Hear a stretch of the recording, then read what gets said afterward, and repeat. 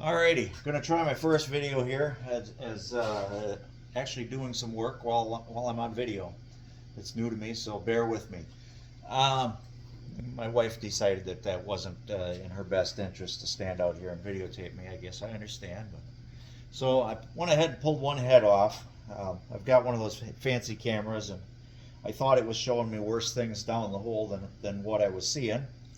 Um, I do have here what appear to be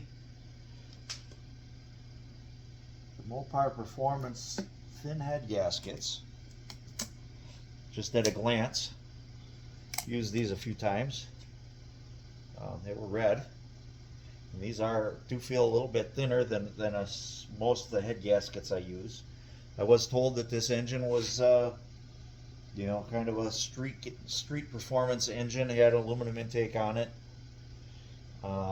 I'm looking at my lifters down here, and I'm not seeing a lot of deposits on the lifters, which tells me they are not stock. So I'm going to get out the dial indicator here in a little while, and we're going to see what we got there. But my bores, there's a little bit of a ridge in them. I don't think that the pistons have been out of the holes. I think someone redid the top end a little bit. The valve springs are pretty squishy. They feel like they're probably stock valve springs. They are not doubles or dampeners or anything in them. It's just a single spring. Like I said in my last video, I'm not sure where I'm going to go with that, what I'm going to do about it. I have several sets of heads here. I have one set of heads that are X heads that were shaved considerably. That would probably be good compression on a 318. They are 202s, which 202s will work on a 318. I've done it, but it does really shroud the valves on the small bores here. I like to leave a junk distributor in it when I've got an engine on the stand, so that the distributor doesn't fall out when I turn it over. However, with lifters that don't have a lot of mileage on them, I'm going to have to make sure that those are removed and put in order on a piece of cardboard or something here before I flip it over anyways. One of the big reasons why I decided to do this, I want to make sure it's got a good high volume pump in it. So I figured it's just worth it to go through and give everything a quick look over. So if you look here, let me wipe my hands off.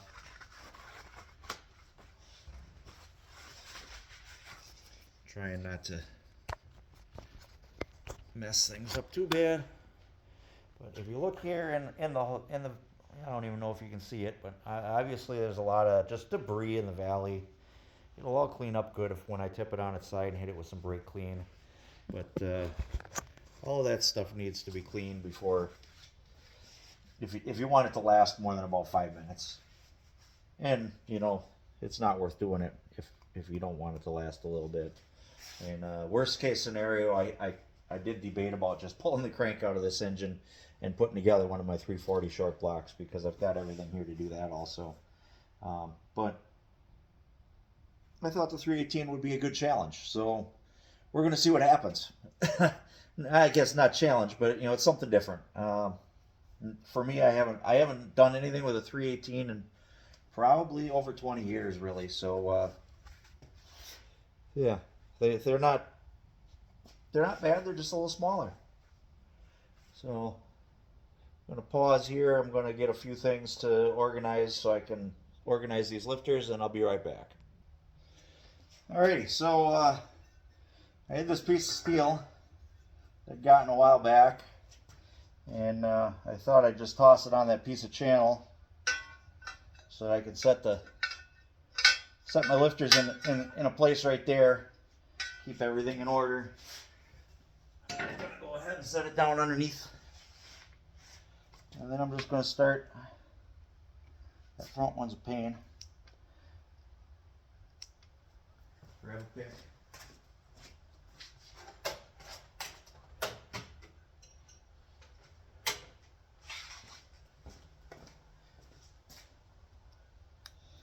Seem to remember that years ago I could get my finger up in there. My fingers might have been a lot skinnier years ago. So there we go. That front lifter. And I don't know what the reasoning for that piece of steel was. I'd gotten it with a bunch of stuff, and somebody had drilled a bunch of holes out in it. I realized a couple months ago that they were perfect spacing and stuff for doing a little lifter holder.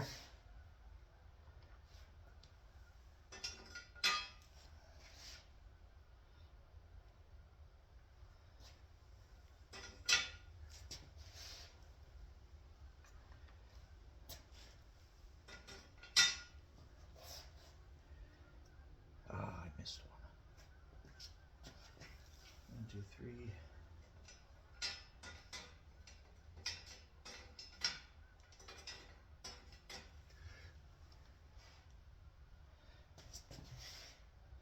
Trying to be quick about it. Now this one doesn't want to come right out of the hole.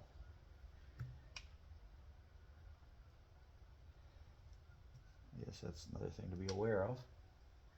I don't know if there's a little dirt or oil on it. Oof, that's something to be alarmed about.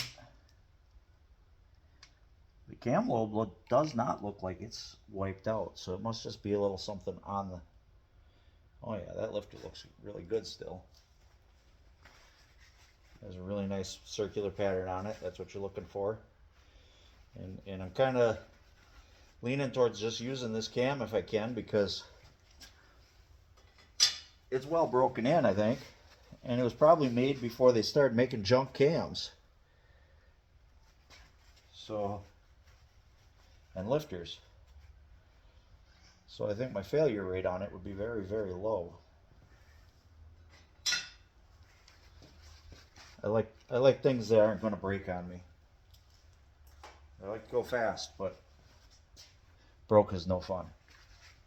So we will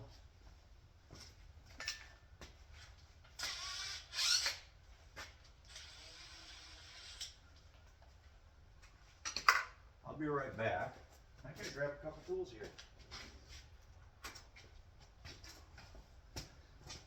Here I am.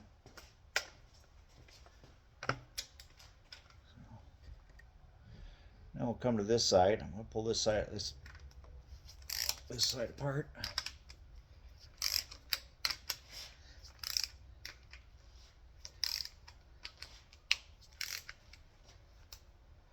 Like I said, there's not a lot of valve spring pressure on here. That was probably fine for somebody's street hot rod, but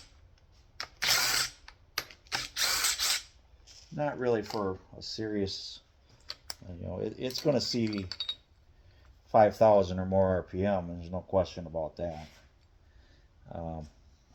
Between 5 and 6 is what I tend to like to run them.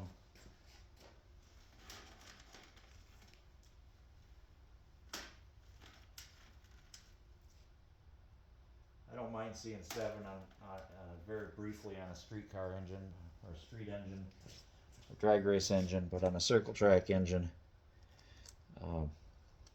unless it's got all the oiling updates done, which I'm not going to pull this engine that far apart, unless it's got all the oiling updates done, you're not,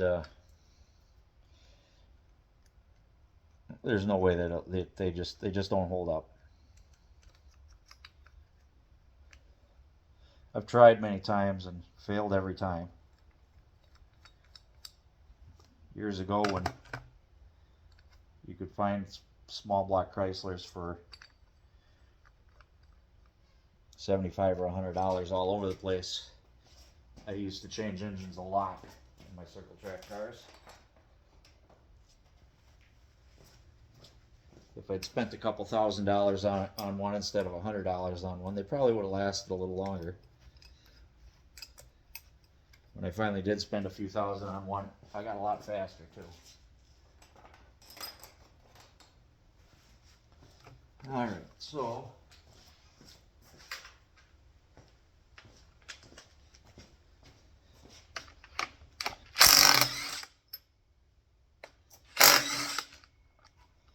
go a whole lot easier about things when I'm putting it together than I do as I'm taking it apart.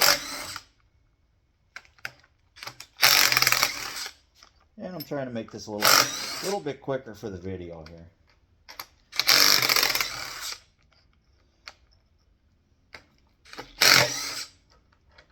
Probably quite a few people will have gotten bored by now. And that's okay. If I help one person, then that's all that matters. One person enjoys it, one person learns something.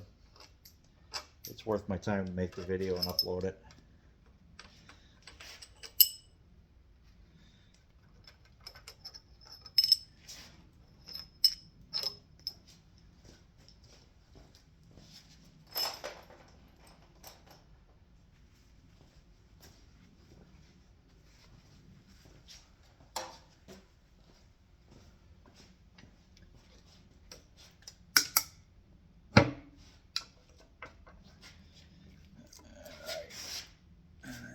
Things don't look too bad there either.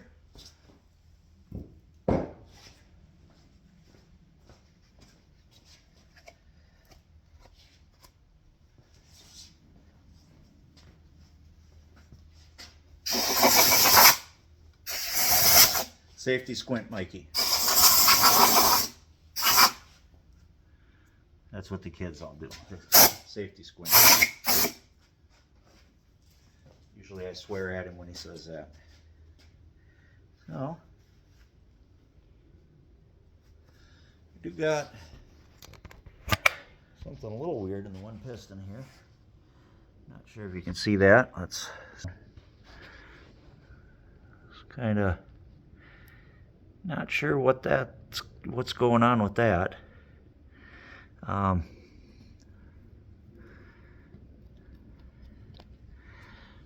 We'll have to maybe dig a little further into that. So, for now, the plan is get it so I can flip it, pull the pan, see how ugly things are underneath there.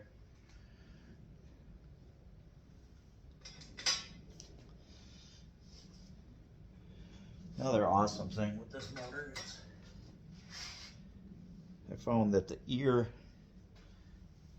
the 7/16 bolt behind the oil filter that goes into the transmission, that ear is cracked off.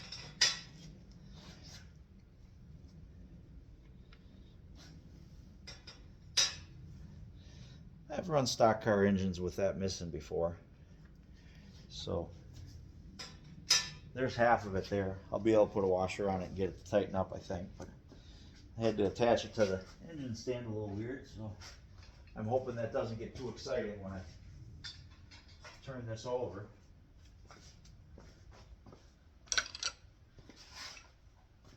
Oh, shoot. At least I'm consistent. I missed the one on each side.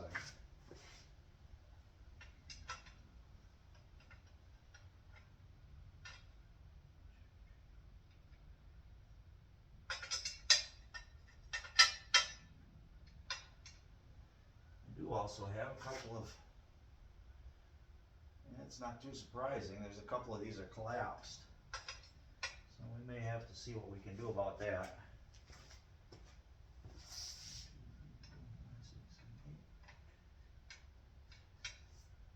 It's not terribly uncommon when they sit for a long time for the lifter to collapse. An hydraulic lifter, usually they pump up when you start it, but being I didn't start it, I don't know if there's anything I can do for it with torn apart to make it pump back up.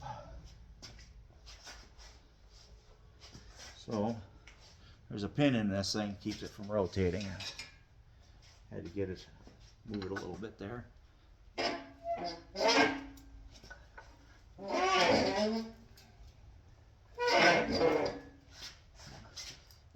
I did make sure this was drained before I did this.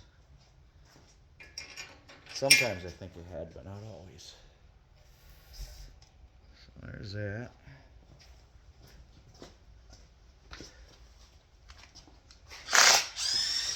I'll make this quick.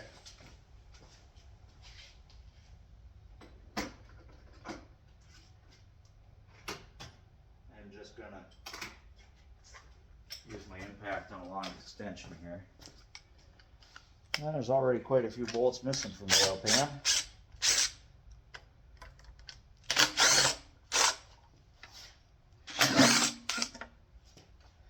Like I said before, I'm sure if this engine just was a complete pile of junk, I'm fairly sure he'd, make me a really good deal on another one. So he had 3 or 4 of them sitting there. He's trying to get rid of them all so he doesn't have to scrap them. Oh yeah, this pan was off. So good thing I'm taking it off. I didn't just drop it in the car. I see there's no rear pan seal on it, so. And it's missing a bunch of bolts. Always remember that your front and your rear are a little bit longer, and they thread it all the way to the end. See, this one is not threaded to the end, where this one is. Yeah, there we go. That'll be a rear or a front. This would be your middles. A lot of people forget about that. They wind up with stripped out holes.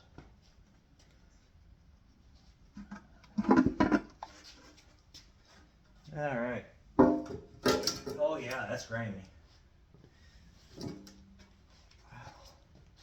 Looks like maybe something was crawling around in the bottom there. I'm not sure, but another also that the pickup pushed off to the side like that. When I spun the engine over, I did hear something going clunk clunk. Now I know what I heard. So should have been about there.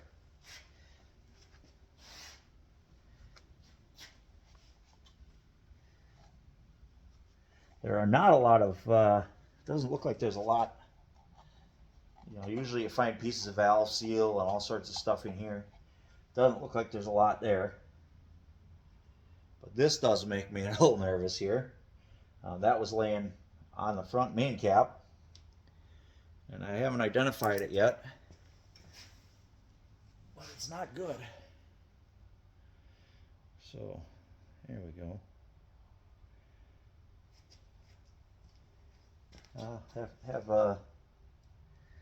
Have to do some researching on this too. This was going to be a really simple, no big deal kind of project where we just basically clean it up and put it in the engine, put it in. Okay, so I can see this has been rebuilt at some point. Because Chrysler's really good about stamping these in order from front to back, or 1 through 8. And the number 1 rod is stamped as 5. That don't sound good either. And then we got back here, number 7 is stamped as 1.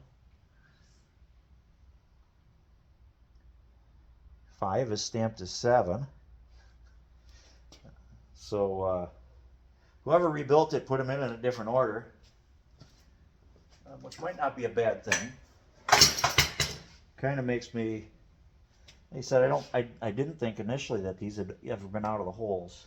There is quite a lot of ridge on it, so I don't think that it's been bored. But at least it's been overhauled, which is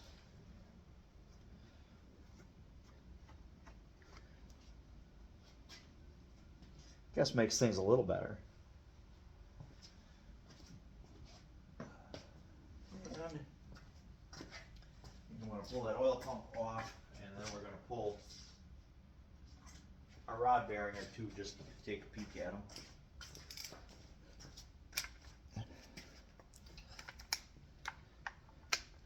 And then that might be about it for tonight. We're coming up on 20 minutes already, or at least for this video.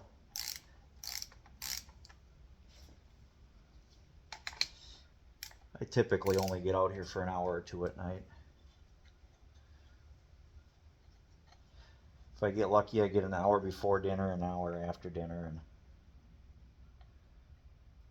time to go in and get ready for bed.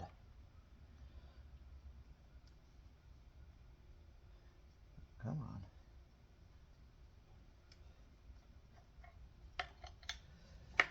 There we go. It appears to not be an HV pump.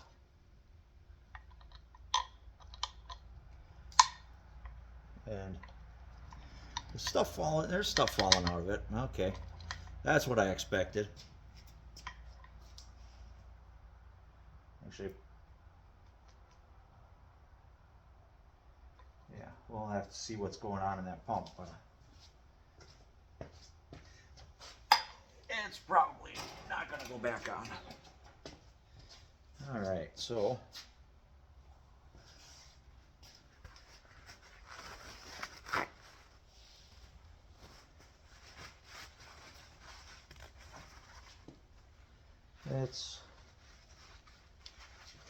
oh, that's not good. Somebody else was already in here. Or they've got a rod that's just totally not right. Oh, no, somebody else was in here. Very good thing I decided to take this apart. Somebody else already checked it, which makes me not feel real comfortable about it. Let's see what we got, kids. That was what the thunk was that I was hearing.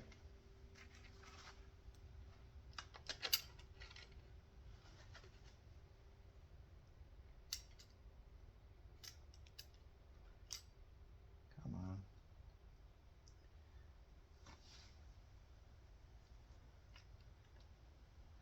Typically, when any of them starve for oil, it's this one. And it does not look good.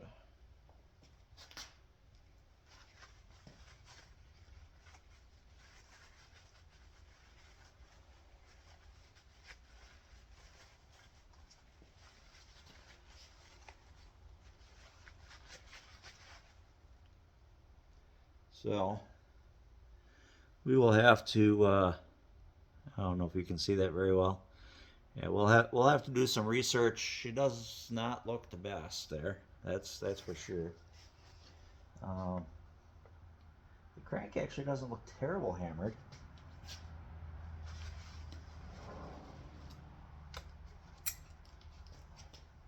So maybe they're just starting to get a little wear to them.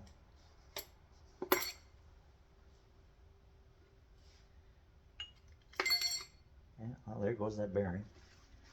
Falling down into the engine. Yeah, it's...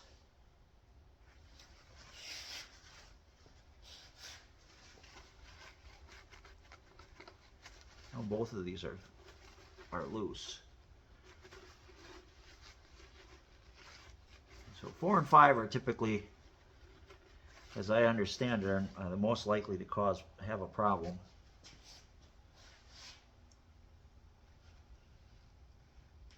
And that's what I'm seeing here. Say somebody else checked 4 and 5 also. And obviously when I can take the rod nuts loose with my fingers, that's not a good sign.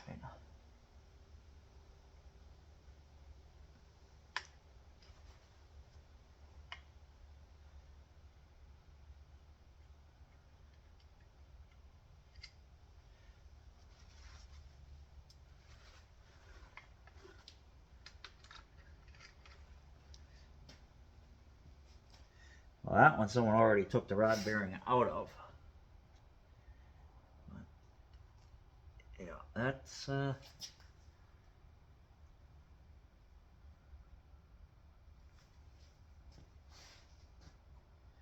somebody else left the top shell, both shells of that rod bearing out.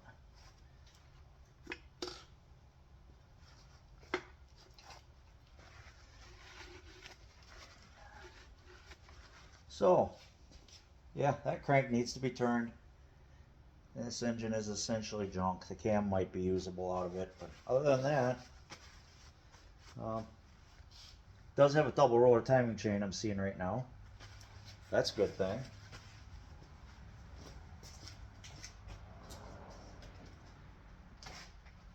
Going for a light, sorry. Yeah, it has a double roller timing chain in it. So maybe we will pull that apart yet tonight. And see what's going on with that. Maybe I'll make a short. We're at 25 minutes. This is my longest video ever. So thank you all for watching. Please subscribe. I really need it. See you soon.